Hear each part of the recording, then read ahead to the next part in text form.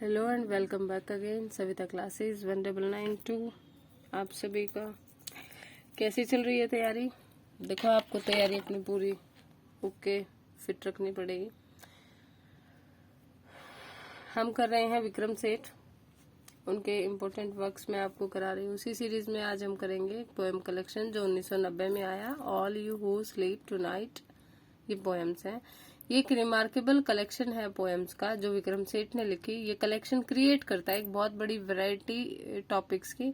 भाई टॉपिक्स बहुत अलग अलग है, इमोशंस हैं, एक्सपीरियंस यानी उन्होंने अनुभव दिखाए हैं काफी सारे, है ना।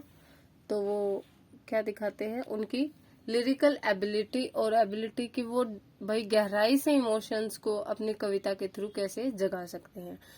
जो टाइटल पोएम है इसकी, all you who sleep tonight, आज जो सभी आप सोओगे, तो ये एक टोन सेट करता है कलेक्शन के लिए। किस कलेक्शन के लिए? कि रीडर्स को इनवाइट करता है कि उस फ्लीटिंग नेचर, जो लाइफ की जो नेचर है ना, कि भाई बहते रहना है, निरंतर समय चलता है। और इम्पोर्टेंस है चेरिशिंग द प्रेजेंट, कि भाई जो प्रेजेंट समय, वर्तमान समय, उसको जीना कितना जरूरी है। ये एक रिमाइंडर है फ्लीटिंग नेचर ऑफ टाइम, कि समय किसी के लिए नहीं रुकता। तो ये एक तरीके से वार्निंग टाइप है। और अर्जेंसी है मोस्ट ऑफ लाइफ अपॉर्चुनिटी, कि आप जीवन में मिलने वाले जितने भी अवसर हैं उनमें मैक्सिमम आप कैसे अपने लिए निकाल सकते हो, है ना।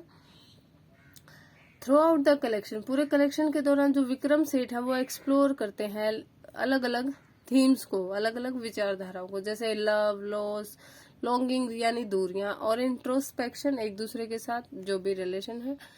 जो एक पोएम है चॉपिन, वो होमेज यानी ट्राइब्यूट पे करती है ग्रेट कंपोजर, यानी दिखाती है कि भाई जो कंपोजर का म्यूजिक कैसा है ना, सॉरी, और उनकी एबिलिटी और उनकी योग्यता दिखाते कि भाई वो बहुत अच्छे से हमारी भावनाओं को जागृत करने में सफल होते हैं। और उसी तरफ जो दूसरी पोएम है एक्रोस्टिक, वो प्लेफुल, एक मनोरंजक तो है बट प्रोफाउंड टेक भी दिखाती है कि जो अल्फाबेट के लेटर्स हैं, है ना, उनपे क्या मूलभूत वो ऐसे क्यों है, कि भाई जो ए है वो उसी तरह क्यों है।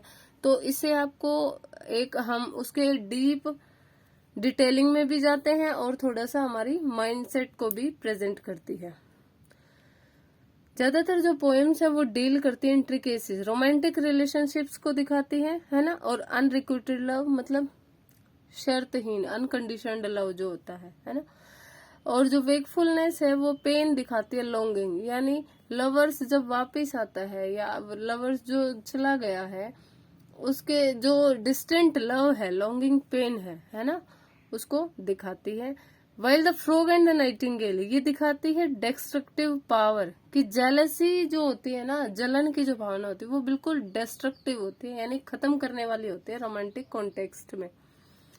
सेठ का जो एक्सप्लोरेशन है मानवीय संवेदनाओं को लेकर के, वो केवल प्यार तक ही सीमित नहीं है।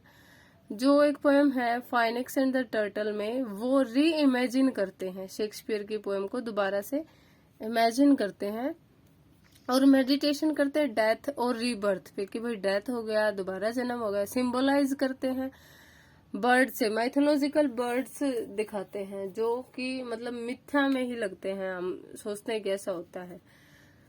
जैसे टू स्लीप जो पोएम है वो कंफर्ट और सोलेस दिखाते हैं, कि जो सोलेस स्लीप है, यानी एक शांतिपूर्ण चित्त से जब नींद ली जाती है तो वो स्ट्रेस के टाइम में क्या आपको रिलीफ दे देती है। पोएट हाइलाइट्स, इस चीज को भी हाईलाइट करते हैं, जो सामाजिक और पॉलिटिकल इश्यूज हैं वो काफी दूर तक फैले हुए, तो उस चीज में भी ये अपनी कलम हाथ आजमाते हैं। तो जो पोएम है इन द स्ट्रेंजर, जो द स्ट्रेंजर है, उसमें सेठ आइसोलेशन और एलियनेशन को दिखाते हैं, है ना। कौन सा आइसोलेशन, कौन सा एलियनेशन, यानी जब हम कहीं फॉरेन कंट्रीज में जाते हैं तो हमारे साथ जो थोड़ा सा एक अलग व्यवहार होता है कि भाई ये तो विदेशी हैं, परदेशी हैं, तो वो एलियनेशन होता है। आइसोलेशन होता है एक तरीके से अपने आप को बिल्कुल बाहर की दुनिया से कटा हुआ महसूस करना, है ना। तो वो आइसोलेशन होता है कि भाई हमें अंदर बाहर से कोई मतलब नहीं है, हम अपनी दुनिया में मस्त हैं। तो वो एक्सपीरियंस जब किया कि उन्होंने डिस्प्लेस्ड पर्सन्स, जो डिस्प्लेस हो गए, एक जगह से दूसरी जगह चले गए या भेज दिए गए। और ध्यान देती है प्लाइट ऑफ रिफ्यूजीज, यानी जो रेफ्यूजी हैं, जो शरणार्थी हैं, है ना, उनके दुख दर्द को, पीड़ा को दिखाती है। जो the tale of melon city है वो एक व्यंग्यात्मक एड्रेस है किस चीज का, एब्सर्डिटीज ऑफ पावर, पावर के एक बहुत अनलिमिटेड यूज का, और ब्यूरोक्रेसी, है ना, आप समझते ही हो। एक टाइमलेस मैसेज दिखाता है पॉलिटिकल कमेंट्री पे।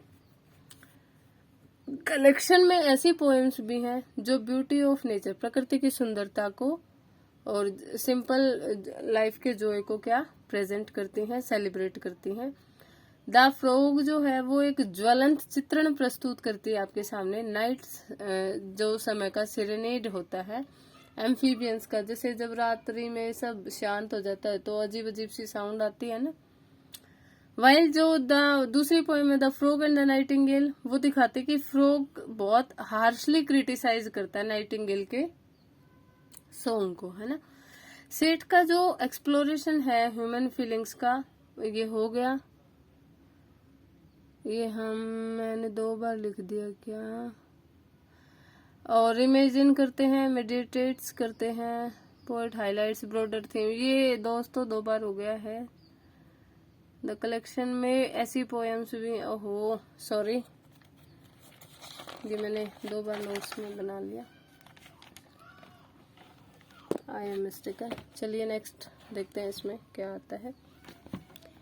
सेठ की जो पोएम है वो रेजोनेट करती फिलोसॉफिकल म्यूजिक्स के साथ, यानी दार्शनिक चीजें भी वहां दिखाई देती हैं आपको, यानी जो मानवीय स्थिति है उसमें क्या होता है।